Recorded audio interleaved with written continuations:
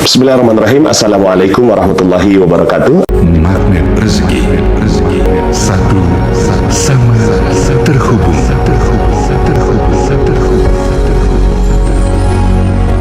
Pada kesempatan kali ini saya ingin menyampaikan materi tentang rezeki on time, ya, rezeki on time. Seperti biasa Bapak Ibu, saya ingin mengingatkan bahwa materi ini sudah sampai di ke-41, ya.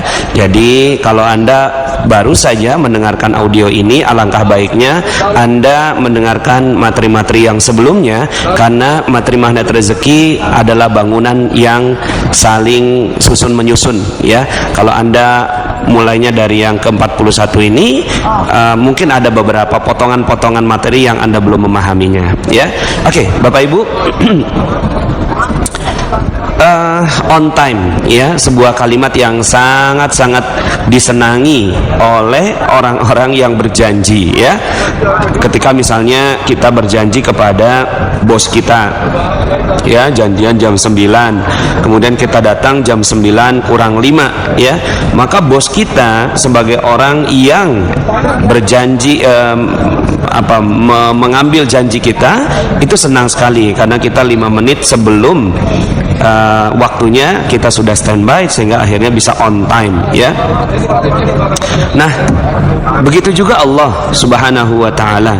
Allah Subhanahu wa Ta'ala sebagai zat yang maha mulia, yang menciptakan kita semua, yang memelihara kita semua, tentunya juga menyenangi kalau seandainya kitanya on time. Nah, on time di sini dalam hal apa Bapak Ibu? Dalam hal seperti ini, ya. Ya, kalau dalam hal sholat, dalam hal ibadah, dalam hal yang lainnya, saya yakin Bapak Ibu sudah memahaminya dengan baik, ya. Ketika Allah Subhanahu wa Ta'ala memanggil Allahu Akbar, Allahu Akbar, hayya 'alas shalah, kemudian kita datang on time, pastinya Allah suka, ya Bapak Ibu, ya. Allah suka. Kalau Allah suka, ya, sebagai pimpinan kita, pencipta kita, Rob kita, ya, pemberi rezeki bagi kita, maka kalau Allah sudah suka, Allah pun akan memberikan rezeki kepada kita on time. Nah, saya ingin menyampaikan perspektif lain dari on time ini, ya. Bukan hanya sekedar dari perspektif kita beribadah on time, tapi juga dalam hal Allah Subhanahu wa Ta'ala memberikan nikmat kepada kita, kita juga harus menerimanya secara dan menunjukkan kepada Allah Subhanahu wa Ta'ala kita on time. Karena gini Bapak Ibu, terkadang kita suka delay. Delay bagaimana, ya? Delay, ya, kalau delay kan kita nggak suka, ya Bapak Ibu, ya. Misalnya kita pesan pesawat, ya, di jadwal jam 20 take off gitu, ya, kemudian ternyata delay gitu, ya, dikasih kabar bahwa delaynya sampai jam 24 gitu kan, delay 4 jam. Itu kita nggak suka, ya. Kita nggak suka dengan adanya delay. Nah, tapi Bapak Ibu, ternyata terhadap nikmat-nikmat yang Allah Subhanahu wa Ta'ala berikan kepada kita, kita sering delay Bapak Ibu, ya. Kita sering delay mengucapkan kalimat hamdalah, alhamdulillah, ya. Kita sering delay mengucapkan kalimat alhamdulillah ini. Misalnya begini Bapak Ibu, ya, Anda pernah dapat nggak kisah seperti ini? Atau mungkin Anda juga mengalaminya gitu, ya. Suatu saat ketika seorang karyawan dipecat dari perusahaan, ya, dipecat dari perusahaan, kamu dipecat, ya. Kemudian apa yang terjadi? Yang terjadi, karyawan itu begitu gundah, gelisah, kemudian khawatir, dan akhirnya, ya, menyesal, rendah diri, dan seterusnya. Perasaan-perasaan yang gak bagus masuk di dalam dirinya. Kemudian dia menyandang status sebagai pengangguran. Lalu kemudian, ya, boro-boro dia mengucapkan kalimat hamdalah Bapak Ibu, ya. Mungkin yang terucap pada saat itu adalah hal-hal yang gak bagus terhadap perusahaan, ngomongin perusahaan di luar, kemudian ngomongin bos, dan seterusnya. Tapi kemudian misalnya gitu, ya, karyawan ini ternyata tiba-tiba di 2 tahun kemudian beliau mendapatkan rezeki yang luar biasa, ya. Usahanya maju, kemudian dia dapatkan dapatkan usaha yang bagus, dia berwirausaha, sampai kemudian akhirnya dia bilang gini ketika dia bercerita gitu, ya, dia bercerita kepada orang bahwa alhamdulillah dulu saya dipecat, ya, alhamdulillah dulu saya dipecat. seandainya saya nggak dipecat, saya nggak mungkin bisa ketemu dengan bisnis yang bagus ini gitu ya. Nah akhirnya dia mengucapkan kalimat hamdalah, alhamdulillah itu di 2 tahun setelah kejadian. Ya, ini yang saya maksud delay. Jadi dia mengucapkan kalimat hamdalah, dia mengucapkan kalimat alhamdulillah itu setelah 2 tahun Bapak Ibu. Setelah 2 tahun dia baru sadar bahwa ternyata Allah Subhanahu wa taala menyiapkan skenario terbaik baginya, skenario terindah bagi hidupnya untuk dia mendapatkan pekerjaan yang lebih baik dengan jalan dia dipecat. Nah ini kan delay Bapak Ibu ya, delay selama 2 tahun baru deh akhirnya dia bisa mengucapkan kalimat alhamdulillah ya, alhamdulillah Allah pecat saya pada saat itu sehingga saya bisa dapat pekerjaan seperti ini. Nah Bapak Ibu yang dirahmati Allah Subhanahu wa taala, member Magnet Rezeki yang luar biasa, tentunya pada saat kejadian ketika dibilang kamu dipecat gitu ya, kamu dipecat, seandainya dia bisa mengucapkan kalimat hamdalah, alhamdulillah gitu ya, ketika dipecat, bisa nggak Bapak Ibu ya? Mungkin sebagian diantara kita nggak bisa Bapak Ibu ya, tapi kita ini kan member Magnet Rezeki berbeda Bapak Ibu ya. Kita adalah orang-orang yang sudah nggak pakai jeruk nipis, sudah menjaga terumbu karang gitu ya. Kemudian kita orang yang sangat memahami tentang cacat yang sempurna gitu ya. Kemudian kita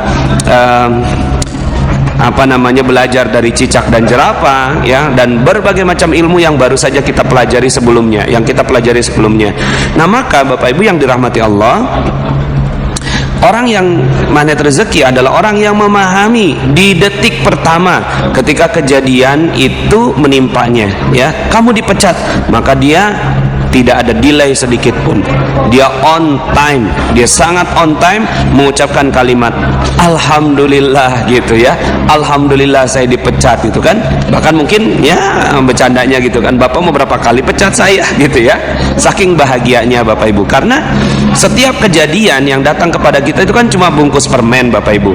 Allah akan siapkan permennya, Allah akan siapkan isinya, Allah siapkan kejutan Bapak Ibu di balik musibah yang kita alami. Nah maka seyogianya kita mengucapkan kalimat hamdalah di detik pertama itu terjadi. Misalnya begini ya Bapak Ibu ya, misalnya ada seorang ibu yang dia ini ngejemur pakaian ya, dia ngejemur pakaian Bapak Ibu ya, mohon maaf ini saya merekam ini di suasana Masjidil Haram Bapak Ibu ya, di pelatarannya Masjidil Haram ya. Nah, asik sekali, banyak sekali suara-suara ya. Mudah-mudahan jadi barokah buat Bapak Ibu semua. Saya doakan semoga Anda semua yang mendengarkan audio ini bisa berangkat ke Tanah Suci bersama dengan keluarga Anda. Amin, amin ya rabbal alamin. Nah, Bapak Ibu yang dirahmati Allah, misalnya nih ya, ada seorang ibu yang dia ngejemur pakaian. Pas lagi ngejemur pakaian gitu ya, ternyata hujan gitu ya. Akhirnya selama 4 hari ya, selama 4 hari itu hujan terus ya, sampai kemudian akhirnya bajunya nggak ada yang kering. Pas hari kelima itu cahaya terang sekali, matahari terang sekali, langsung dia memanfaatkan momentum itu, dia jemur semuanya. Dan pas lagi ngejemur ya, katakanlah udah setengah jalan ngejemur, tiba-tiba hujan turun dengan deras ya, yang tadi barusan setengah yang udah dijemur langsung basah semuanya ya. Apa yang pada saat itu dikatakan oleh sang ibu ya? Mungkin kalau belum ikut Magnet Rezeki ngomongnya kayak gini, ya hujan gitu ya, baru aja dijemur semuanya nih gitu kan. Tapi orang Magnet Rezeki berbeda Bapak Ibu ya. Orang Magnet Rezeki dia nggak ada delay sedikit pun. Ketika datang itu kan, hujan datang, lalu kemudian dia katakan alhamdulillah, Allahumma shayyiban nafi'an. Ya Allah, mudah-mudahan ya ini hujannya membawa barokah. Nah Bapak Ibu yang dirahmati Allah, sebenarnya hujan itu rezeki atau musibah? Pastinya rezeki. Hujan itu rezeki, hujan itu bukan musibah sedikit pun ya. Nggak ada yang bilang hujan itu musibah. Tapi kenapa kok ibu itu menyesal datangnya hujan? Karena sebenarnya si ibu itu ya tidak membutuhkan rezeki berbentuk, tidak membutuhkan rezeki berbentuk hujan. Dia sedang membutuhkan rezeki berbentuk panas, Bapak Ibu, ya.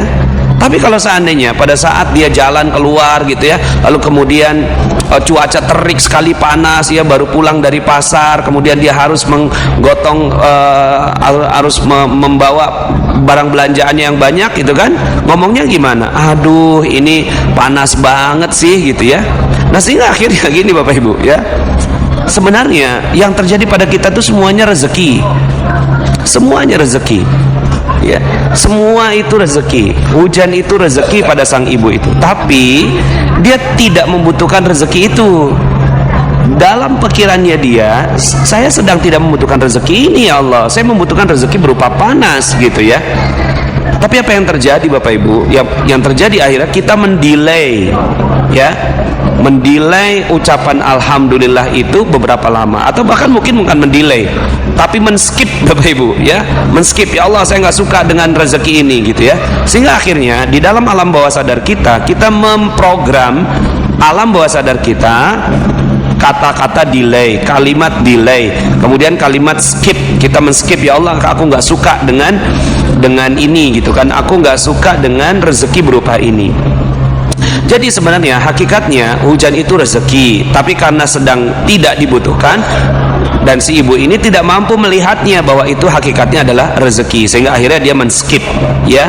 Kemudian kalau si pekerja tadi ya, ketika dipecat dari perusahaan, lalu kemudian dia mendelay ya, dia mendelay, padahal pecat itu adalah rezeki, tapi dia mendelay ucapan alhamdulillahnya selama 2 tahun. Nah Bapak Ibu yang dirahmati Allah Subhanahu wa taala, maka sebenarnya ya rezeki udah ada di tengah-tengah kita Bapak Ibu. Rezeki udah ada di tengah-tengah kita. Musibah itulah rezeki. Nikmat juga rezeki. Dapat uang ya rezeki. Keambil uang ya rezeki. Dihina orang ya rezeki. Ya. Dilecehkan orang ya rezeki. Di penjara ya rezeki, ya. Bangkrut ya rezeki. Semua rezeki Bapak Ibu. Cuma kenapa itu jadi nggak nikmat di telinga kita? Karena kita nggak tahu di detik pertama itu. Maka sebagai orang yang mau belajar dan mau menikmati hidangan Allah Subhanahu wa taala yang dititipkan kepada kita, seyogianya kita memprogram di dalam diri kita on time. Program Bapak Ibu ya. Sekarang program di dalam diri kita on time, rezekinya on time. Sehingga apa yang terjadi? Yang terjadi adalah ketika datang segala sesuatu yang tidak menyenangkan untuk kita, maka kita langsung mengucapkan kalimat hamdalah di detik pertama itu terjadi Bapak Ibu. Kalau itu yang terjadi Bapak Ibu, maka percaya saya Bapak Ibu ya, Allah Subhanahu wa taala akan berikan kepada Anda semua rezeki yang benar-benar Bapak Ibu itu berlipat ganda. Jadi kalau seandainya sekarang hutang Anda nggak lunas-lunas, piutang nggak terbayar, ya kemudian proyek juga nggak jalan-jalan, gaji nggak nambah-nambah, bahkan dipecat dari perusahaan, coba tanyakan pada diri Anda, pernah nggak ya mendelay rezeki? Pernah nggak mendelay rezeki? Pernah nggak men-skip rezeki? Jangan-jangan kita pernah melakukannya di 2 tahun yang lalu, 3 tahun yang lalu, bahkan mungkin 10 tahun yang lalu. Kita mendelay rezeki yang Allah berikan. Kita nggak mau mengucapkan hamdalah ya, kita nggak mau mengucapkan kalimat alhamdulillah atas apa yang diberikan Allah kepada kita, sehingga akhirnya apapun yang Allah berikan kepada kita jadinya udah nggak nikmat Bapak Ibu. Dikasih hujan, ya Allah aku nggak butuh hujan, aku butuhnya panas. Dikasih panas, ya Allah aku nggak butuh panas, ya Allah aku butuhnya adem gitu kan. Dikasih adem, ya Allah ya kalau kayak gini terus gitu ya, bagaimana ya tanaman saya bisa lebih cepat berbuah begitu ya. Kalau misalnya korma itu kan butuh panas Bapak Ibu ya. Kemudian dikasih bangkrut, dia nggak suka, ya Allah aku butuhnya tuh sukses gitu kan. Padahal betapa banyak orang yang berdiri di atas ribuan ya kegagalannya ya. Alexander Graham Bell, kemudian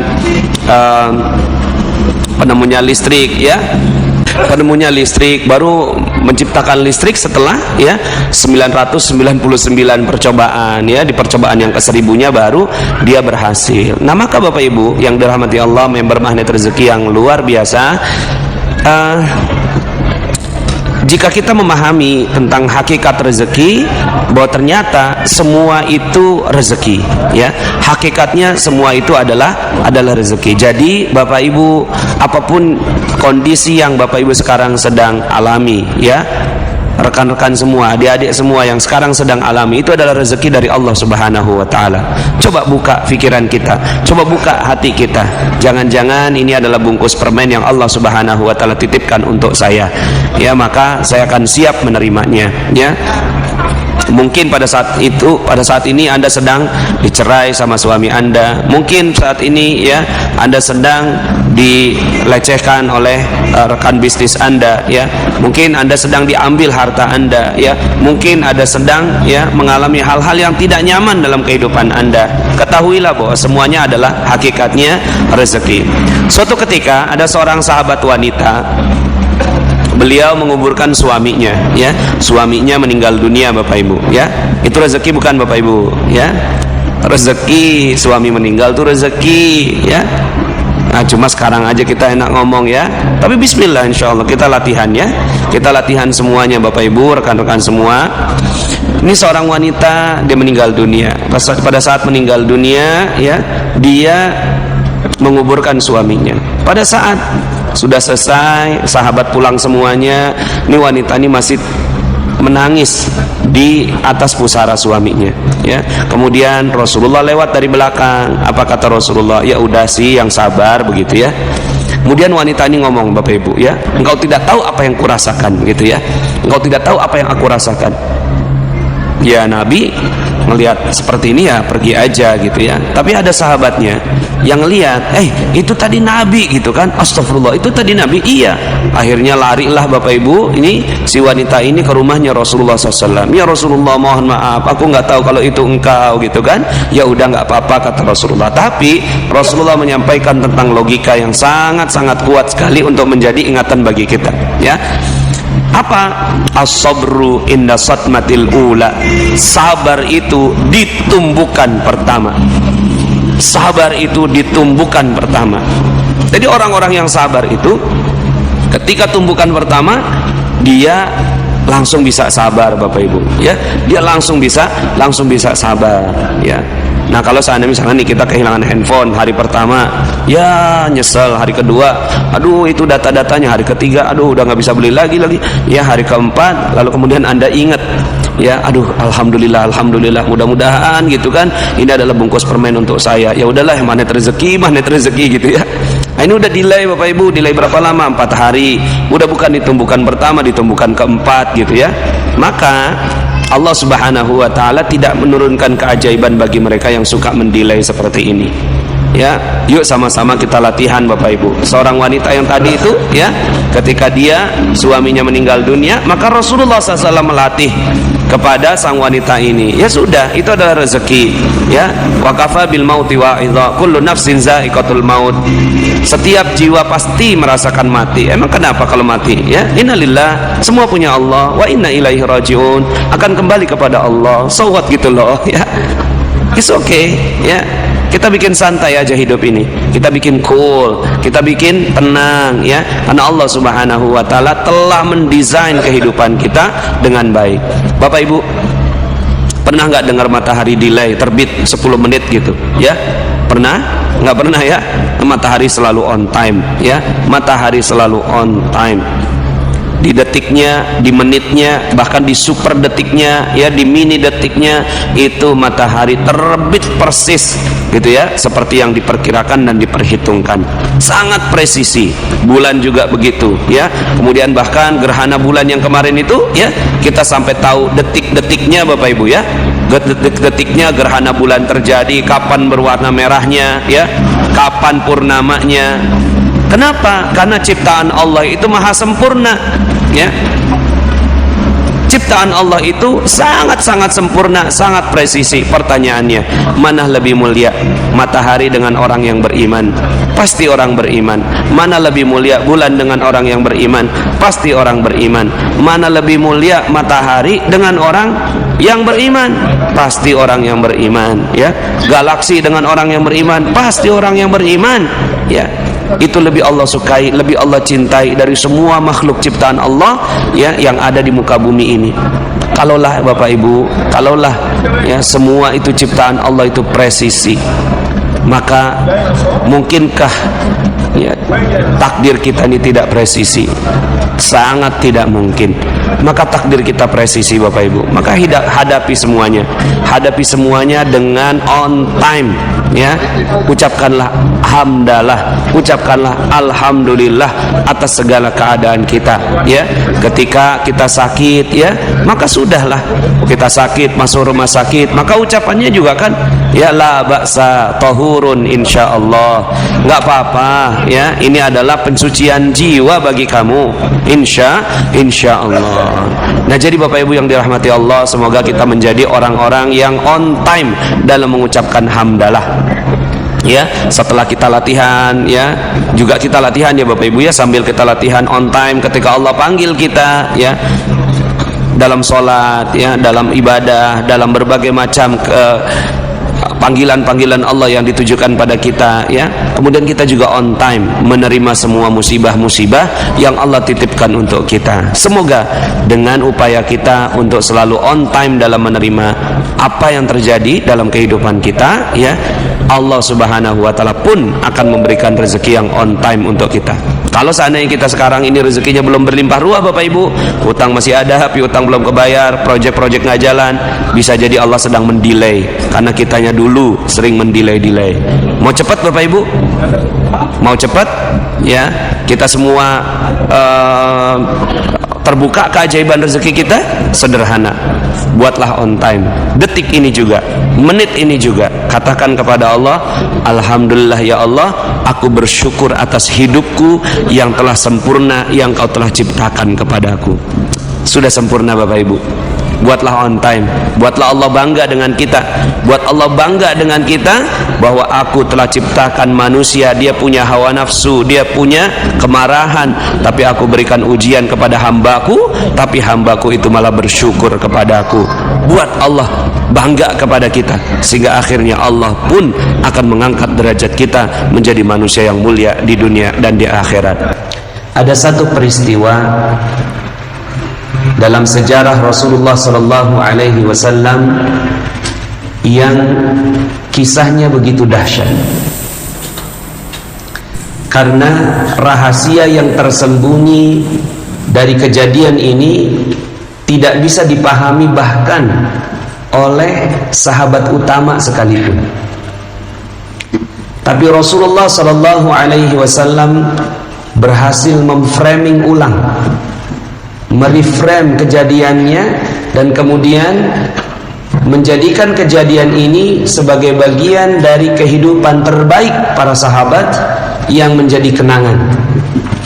Bahkan Allah Subhanahu wa taala mengabadikan kejadian ini di dalam Al-Quran, dalam surat At-Taubah ayat 25. A'udzubillahi minasyaitonir rajim.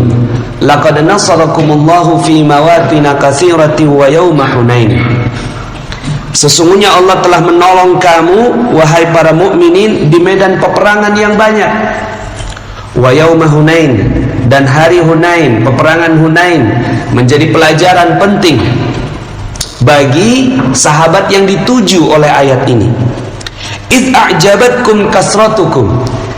Ingatlah ketika jumlah yang banyak telah menjadikan kamu ujub, telah menjadikan kamu bangga diri, telah menjadikan kamu congkak karena banyaknya jumlah yang hadir pada saat peperangan itu.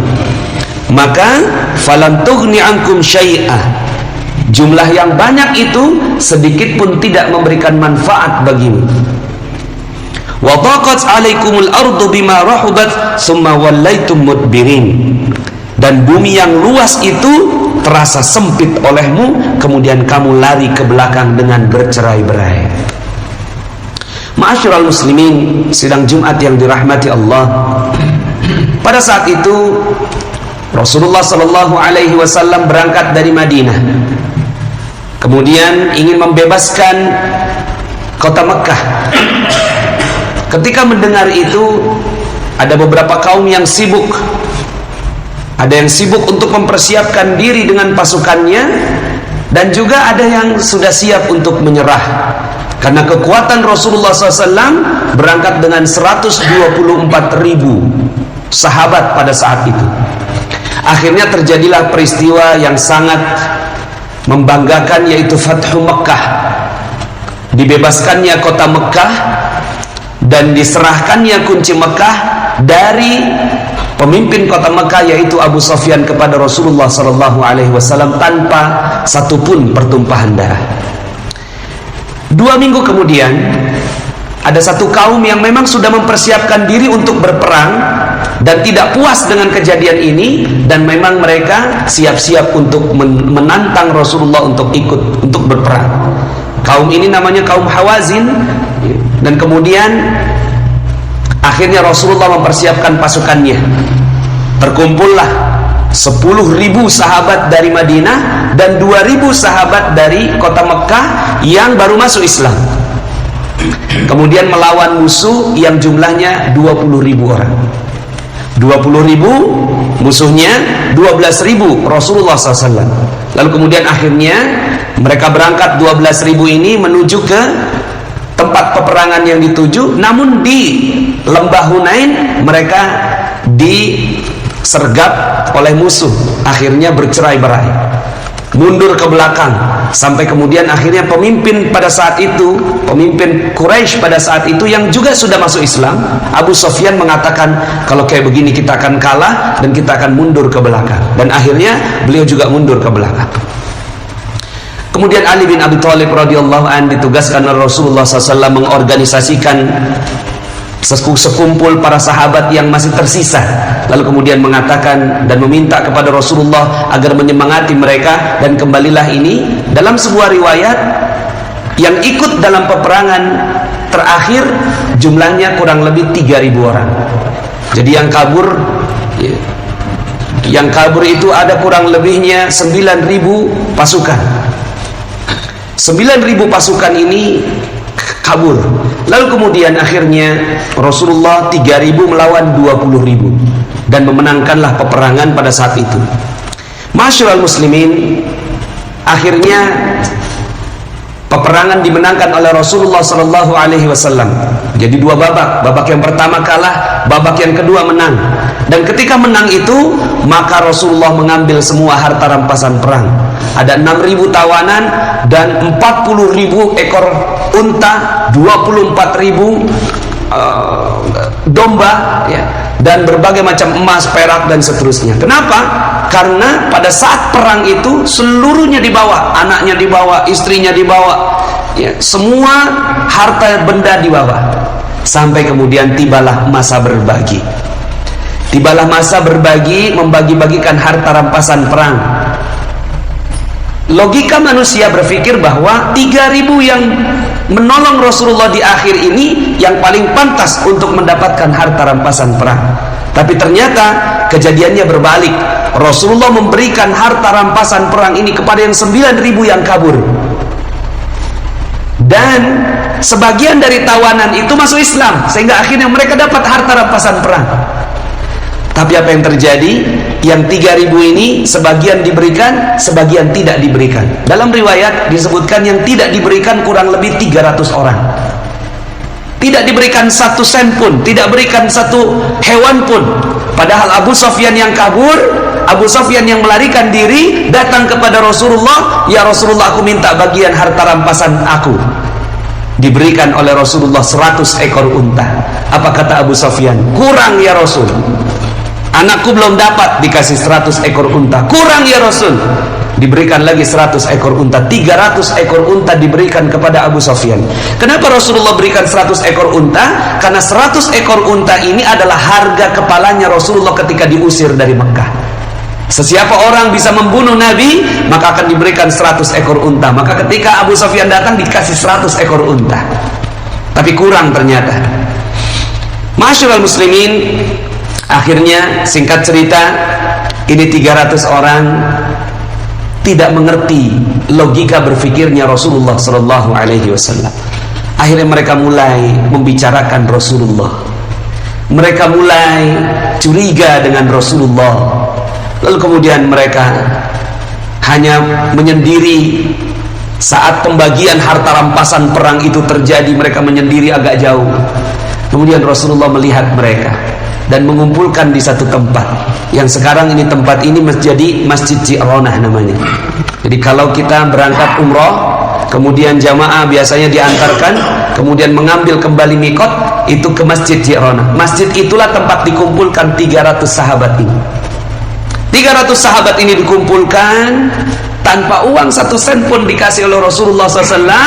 Sementara mereka melihat orang di luar sana sedang gegap gempita mengambil harta bagian.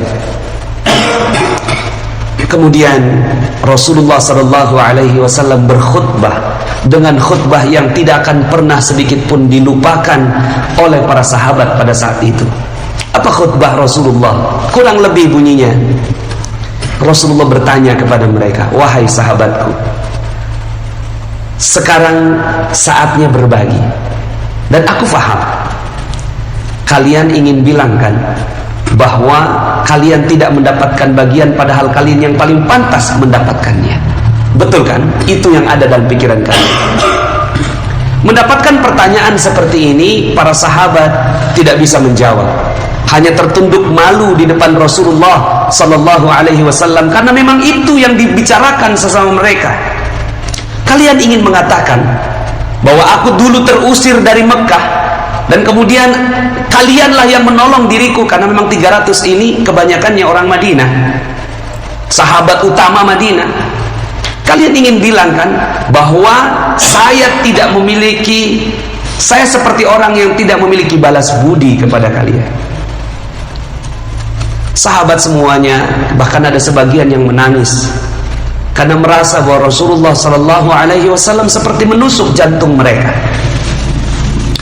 Kemudian kalian akan bilang kan bahwa kalian yang lebih pantas untuk mendapatkan harta rampasan perang ini karena kalian yang berperang sampai akhir. Begitu kan kalian yang ingin kalian katakan kepada aku? Semuanya terdiam. Lalu kemudian Rasulullah SAW memframe ini dengan indah, memframe kejadian ini dengan indah, sesuatu yang tidak bisa diterima di logika, tapi kemudian akhirnya para sahabat pulang dengan bahagia. Apa kata Rasulullah sallallahu alaihi wasallam? Sungguh wahai para sahabatku, Muhammad tidak pernah mengingkari janjinya. Yang aku ajak kalian bukanlah untuk mendapatkan harta dunia. Aku ingin mengajak kalian kepada surga. Aku ingin mengajak kalian kepada keridhaan Allah Subhanahu wa taala. Sementara mereka yang ada di luar itu orang yang sedang aku lunakkan hatinya agar mereka bisa memeluk Islam. Sekarang kalian pilih, apakah kalian ingin kembali kepada zaman kalian, ingin berebut harta dunia dan sampah-sampah dunia itu, ataukah kalian akan tetap berada dalam kenikmatan iman seperti ini, yang aku akan tetap bersama dengan kalian menemani sampai ke Madinah, juga sampai ke surga Allah Subhanahu wa taala. Menangis para sahabat, menangis semuanya. Lalu kemudian akhirnya air mata menetes sampai membasahi jenggot-jenggot mereka. Lalu kemudian mereka memeluk Rasulullah satu-satu. Kemudian mulai mengatakan kepada Nabi, wahai Rasulullah, sungguh kami rela menerima apapun pembagian darimu. Kalaupun tidak ada pembagian bagi kami dan engkau ridha bahwa kami masuk ke dalam surga dan kau mendoakan kami, maka itu cukup bagi kami. Akhirnya berhasillah Rasulullah sallallahu alaihi wasallam menenangkan para sahabat ini dengan logika terbaik, dengan reframing terbaik, dan keduanya akhirnya bahagia.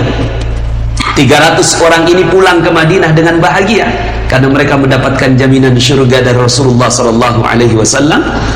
Dan Sebagian besar yang mendapatkan harta rampasan perang itu juga bahagia, karena mereka mendapatkan kebahagiaan dunia yang Rasulullah ingin melunakkan hati mereka. Dua-duanya bahagia, tapi kebahagiaannya berbeda. Kebahagiaan orang yang masih cinta dunia, maka Rasulullah berikan ini passing and leading, berikutnya akan Rasulullah SAW bimbing mereka ke dalam Islam. Sementara orang yang sudah kuat imannya, sudah kuat, mungkin spiritual meternya sudah begitu tinggi, ke plus 6, plus 7, plus 8, mereka tidak mendapatkan harta bagian pun, mereka siap, karena mereka memang mengejar ridha Allah Subhanahu wa ta'ala. Ma'asyiral muslimin, sidang Jumat yang dirahmati Allah, maka semoga kita mampu mengikuti cara Rasulullah Sallallahu Alaihi Wasallam dalam berdakwah. Tidak mudah memahami, sehingga akhirnya ketika peninggalan Rasulullah Sallallahu Alaihi Wasallam terjadi konflik-konflik yang terjadi di antara para pengikut-pengikutnya Rasulullah Sallallahu Alaihi Wasallam sampai saat ini. Tentu dibutuhkan kebijaksanaan, dan hati yang penuh harap kepada Allah Subhanahu wa ta'ala agar kita mendapatkan rezeki yang terbaik. Karena rezeki ada dua jenis, rizqul asghar, rizqul akbar. Rizqul asghar ini rezeki yang kecil berupa kehidupan dunia, itu juga rezeki, dan Allah Subhanahu wa ta'ala akan berikan rezeki. Tapi ada juga rizqul akbar, rezeki yang besar yang Allah Subhanahu wa ta'ala akan berikan berupa surga dan keridhaannya.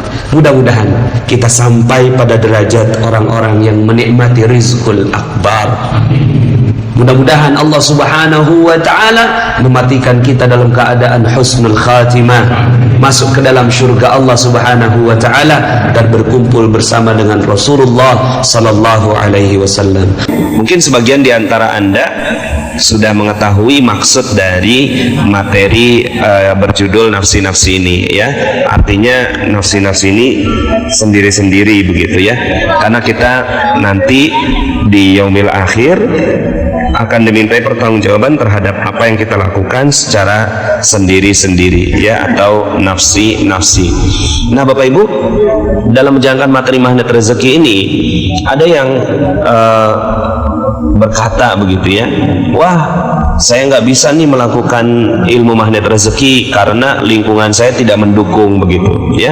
Jadi dia kayaknya materinya Pak Anas nih nggak mungkin deh saya lakukan karena lingkungan saya nggak seperti itu gitu, ya.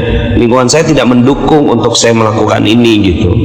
Ada juga yang mengatakan bahwa alangkah cepatnya proses keajaiban hidup saya seandainya pasangan hidup saya juga melakukan ilmu magnet rezeki ini. Jadi dia berharap sekali pasangan hidupnya menjalankan ilmu magnet rezeki, dan kalau itu yang terjadi pasti deh gitu, ya, keajaiban itu bisa lebih cepat terjadi.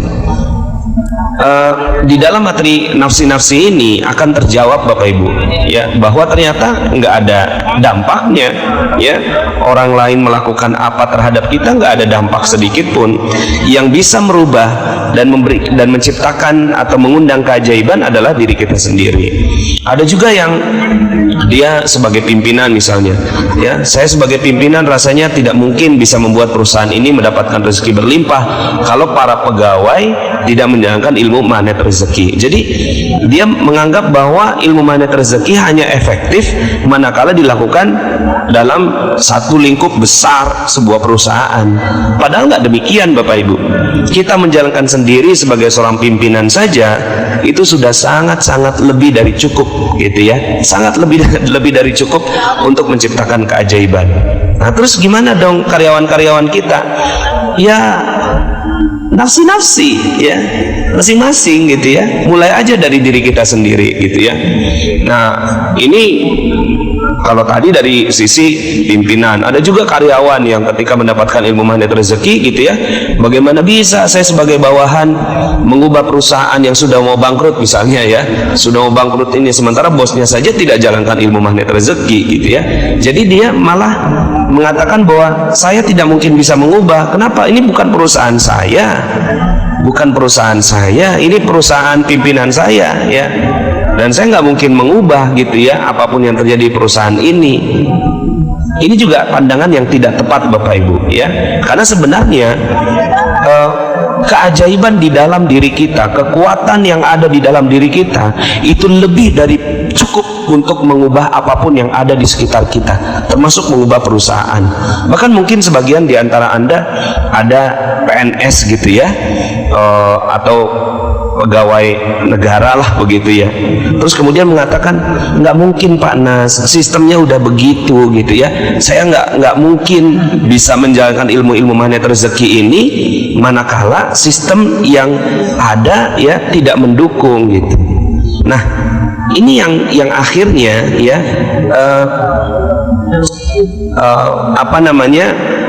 belief seperti ini yang membuat akhirnya memang keajaiban tidak terjadi, ya. Keajaiban terjadi manakala kita memiliki belief yang kuat bahwa kita memiliki powernya, kita memiliki kekuatannya, kita memiliki otoritasnya untuk mengubah apapun yang ada dalam kehidupan kita, ya. Bukan orang lain yang mengubah kita, bukan lingkungan yang mempengaruhi kita, bukan sistem yang terbangun di sekitar kita yang memberikan pengaruh besar buat kita, bukan sama sekali. Tapi yang memberikan pengaruh yang besar pada keajaiban diri kita adalah ya kita sendiri, ya. Di dalam rumah tangga misalnya ada juga yang mengatakan akhirnya setelah mengikuti materi magnet rezeki yang panjang begitu, terus kemudian dia katakan, oh saya jadi tahu nih kenapa rumah tangga saya seperti ini, ya, karena istri saya tidak jalankan ilmu magnet rezeki gitu. Atau kebalikannya, karena suami saya tidak menjalankan ilmu magnet rezeki, ya. Jadi ilmu digunakan untuk justifikasi, ya, bahwa saya tidak punya powernya gitu, ya.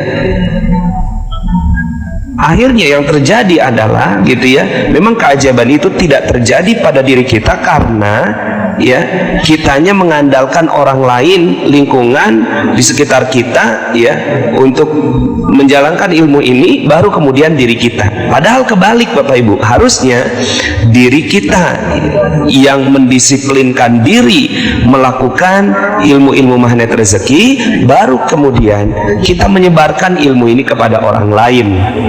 Begitu Bapak Ibu, ya. Jadi di dalam banyak sekali materi yang saya sampaikan di kickback, ya, kemudian rahasia keajaiban, kok belum ajaib, itu saya menganjurkan Anda semua peduli dengan keajaiban orang lain. Tapi ini bukan berarti bahwa ya Anda tidak bisa melakukan itu kalau gitu ya orang lain itu belum berubah. Tidak, ya. Kepedulian kita terhadap keajaiban orang lain itulah yang merupakan kekuatannya. Tapi bukan berarti kalau dia berubah maka saya akan berubah. Tidak, gitu ya. Jadi kepentingan kita terhadap orang lain, ya, untuk mendapatkan keajaiban adalah ya saat kita sudah menjalankan secara pribadi, mendapatkan manfaatnya, melihat keajaiban itu dalam kehidupan Anda, baru kemudian ajak orang lain untuk juga merasakan keajaiban yang kita alami, ya. Atau misalnya Anda pun belum mendapatkan keajaiban, kok saya nggak ajaib ya, kemudian Anda lihat orang lain, biarkanlah, mudah-mudahan orang lain mendapatkan keajaiban terlebih dulu daripada saya. Ini yang benar Bapak Ibu, ya, bukan dengan yang tadi saya sampaikan beberapa keluhan-keluhan, ya, yang akhirnya belief itu yang membuat akhirnya keajaiban tidak muncul Bapak Ibu, ya. Maka ya yang butuh keajaiban kan kita, ya. Ya sudah, ya, kita saja fokus jalankan materi-materi ini dengan baik Bapak Ibu, ya. Karena kita nggak pernah bisa merubah apa yang ada di luar kehidupan kita. Kita nggak bisa Bapak Ibu, ya. Semua itu adalah domain Allah Subhanahu wa Ta'ala, ya.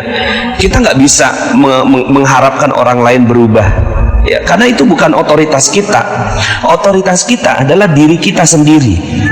Yang bisa kita ubah adalah diri kita sendiri, ya. Yang kita bisa perbaiki adalah diri kita sendiri. Yang kita bisa undang untuk mendapatkan keajaiban adalah diri kita sendiri, bukan orang lain, ya. Seberapa kuat pun kita berharap orang lain berubah, itu tidak akan pernah sedikit pun bermanfaat apapun. Jangankan kita, Bapak Ibu, ya. Nabi Nuh alaihi salam kurang apa? Diangkat jadi nabi, Bapak Ibu, ya. Lalu kemudian diilhamkan oleh Allah Subhanahu wa taala untuk membangun kapal, ya, yang merupakan gua keajaiban dari Nabi Nuh. Dibangun sama beliau sampai kemudian akhirnya Allah turunkan hujan yang besar. Seluruh kaumnya Nabi Nuh, ya, itu tenggelam, ya, sampai kemudian anaknya Nabi Nuh ini, ya, karena dia kuat, dia bisa memanjat, ya, dia panjat, Bapak Ibu, gunung yang tinggi. Ketemu sama Nabi Nuh, hei anakku, udah sini ayo, gitu kan, naik ke kapal ini, gitu kan, kamu nggak akan pernah bisa selamat, gitu ya, kecuali pada kapal yang sudah Allah Subhanahu wa taala tetapkan untuk kita, gitu. Kata si anak ini, enggak, ya, enggak mungkin air itu bisa sampai ke puncak gunung yang paling tinggi ini, gitu ya. Akhirnya apa yang terjadi? Yang terjadi adalah si anak ini, ya, tenggelam. Jadi Nabi Nuh aja, ya, itu nggak bisa mengubah keadaan yang ada di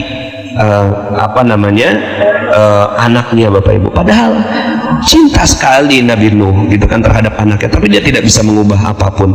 Kemudian Nabi Lut, Bapak Ibu, Nabi Lut, ya, alaihi salam, yang juga tidak bisa mengubah istrinya, ya. Istrinya akhirnya juga kena azab beserta dengan kaumnya.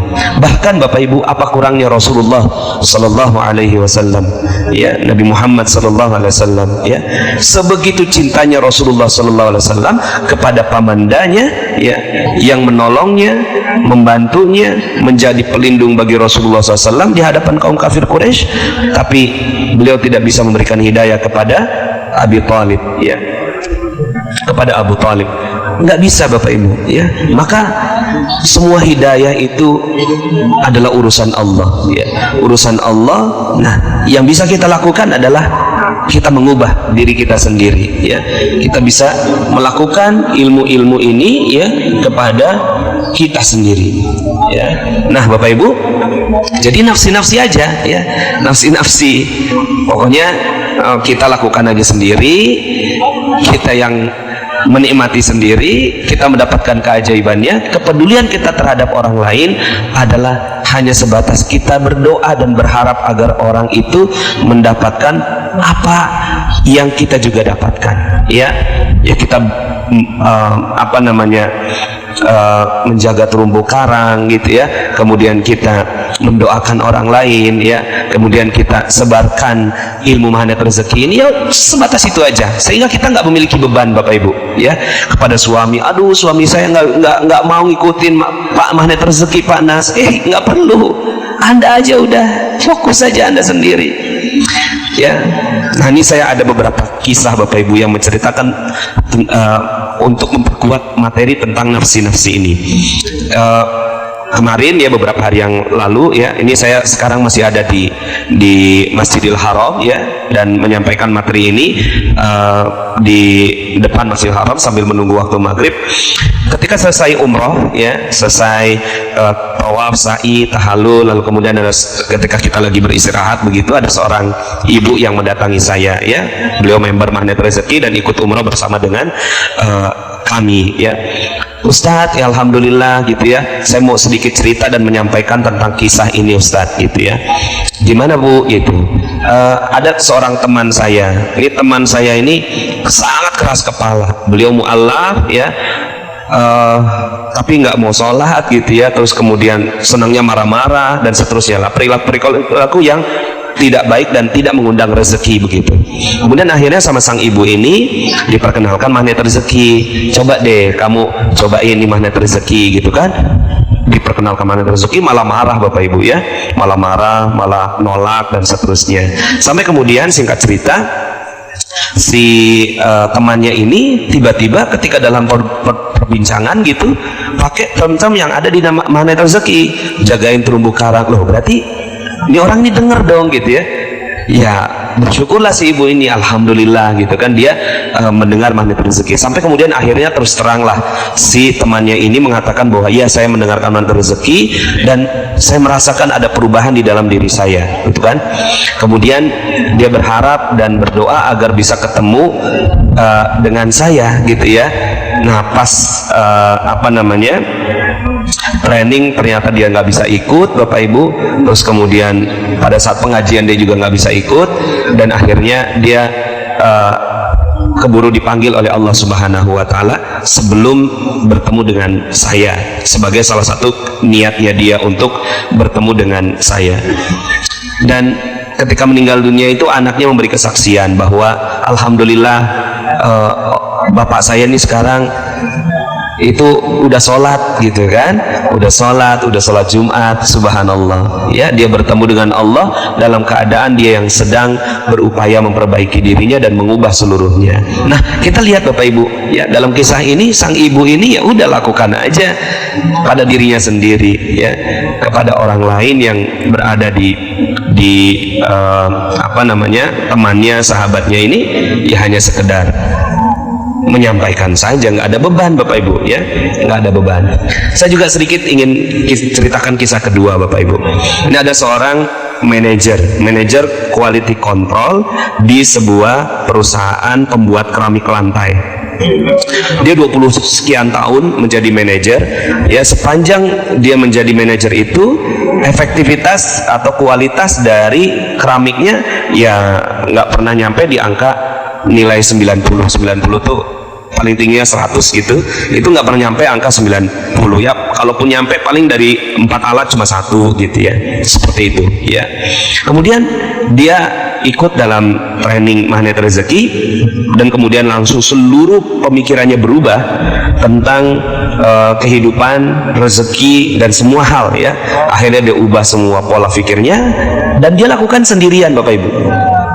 Dia lakukan sendirian, belum juga ngasih tahu ke karyawan-karyawannya. Cuma pastinya ya, orang-orang yang sudah menjalankan ilmu-ilmu magnet rezeki ini secara tutur kata berubah, air muka berubah, kata-katanya berubah ya. Itu semuanya totalitas ya, terjadi perubahan-perubahan yang pastinya dirasakan oleh anak-anak buahnya, walaupun nggak menyampaikan tentang ilmu magnet rezeki. Dan ini Bapak ini menyampaikan kesaksiannya kepada saya, ajaib panas ya.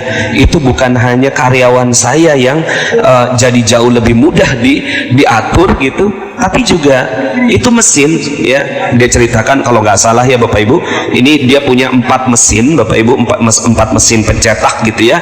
Itu 3 mesinnya itu mencapai angka lebih dari 90% gitu ya. Subhanallah gitu kan. Saya belum pernah mengalami hal ini Pak Nas sepanjang kehidupan saya menjadi seorang manajer quality control ya. Luar biasa. Ternyata yang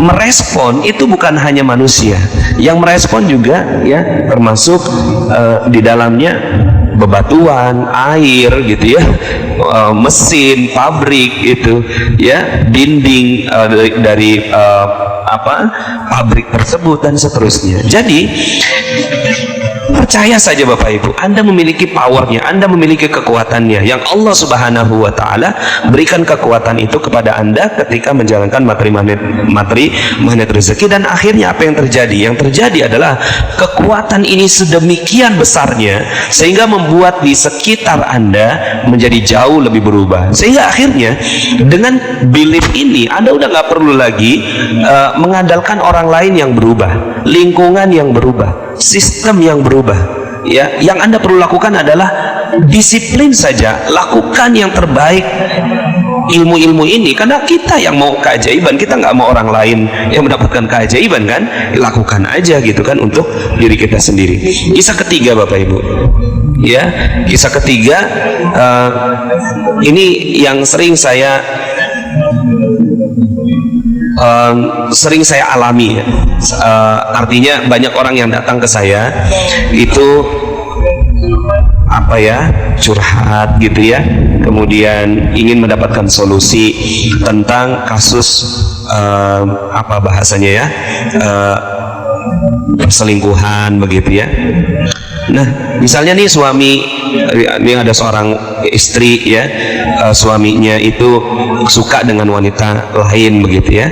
Terus kemudian dia bertanya ke saya, bagaimana Pak Nas gitu kan, itu kan gimana cara ngerubahnya gitu kan, apa yang harus saya lakukan gitu. Kemudian saya menyampaikan kepada beliau tentang ilmu-ilmu magnet rezeki, dan lakukan aja sendiri ya, lakukan ibu sendiri gitu ya.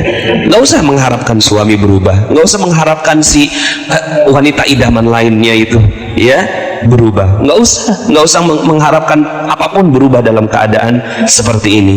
Yang perlu dilakukan adalah bagaimana si ibu ini bisa berubah aja sendiri gitu ya. Lakukan aja nafsi ya, lakukan ilmu magnet rezeki ini dengan disiplin ya, berinvestasi dengan apa? Berinvestasi dengan sesuatu yang sangat keras Bapak Ibu terhadap diri sendiri ya.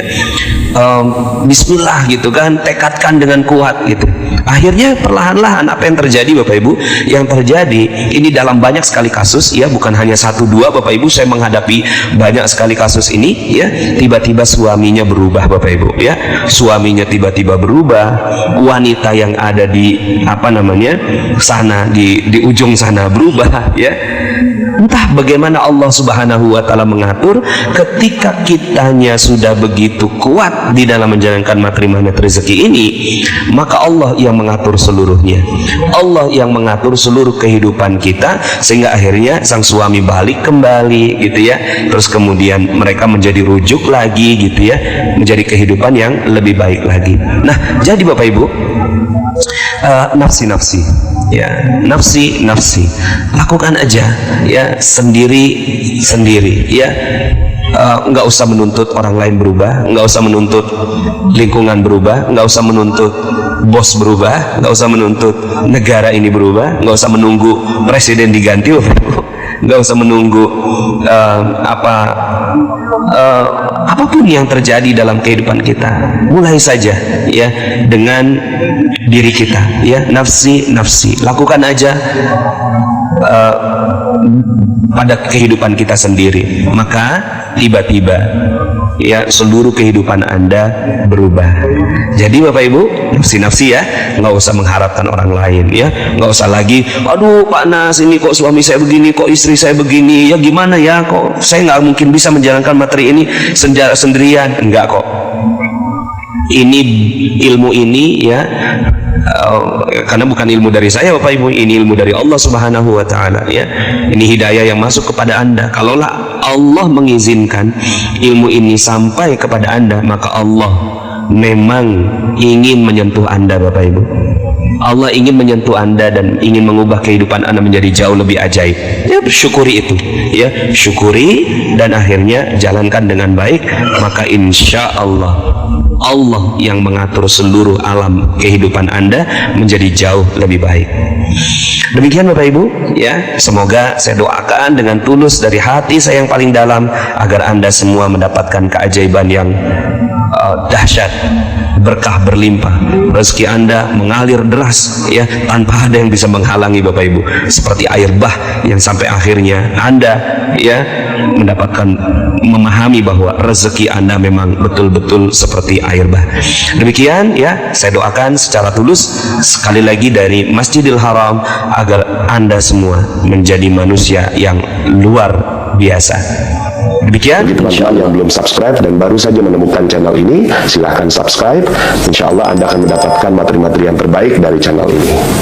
Insya Allah Anda adalah makhluk yang ajaib, tinggal kita sempurnakan faktor-faktornya. Dan insya Allah dalam video-video berikutnya kita akan lanjutkan materi ini sampai Anda menemukan potensi terbesar diri Anda dan menjadi makhluk ajaib sebagaimana yang Allah Subhanahu wa Ta'ala inginkan untuk Anda. Sampai jumpa. Assalamualaikum warahmatullahi wabarakatuh.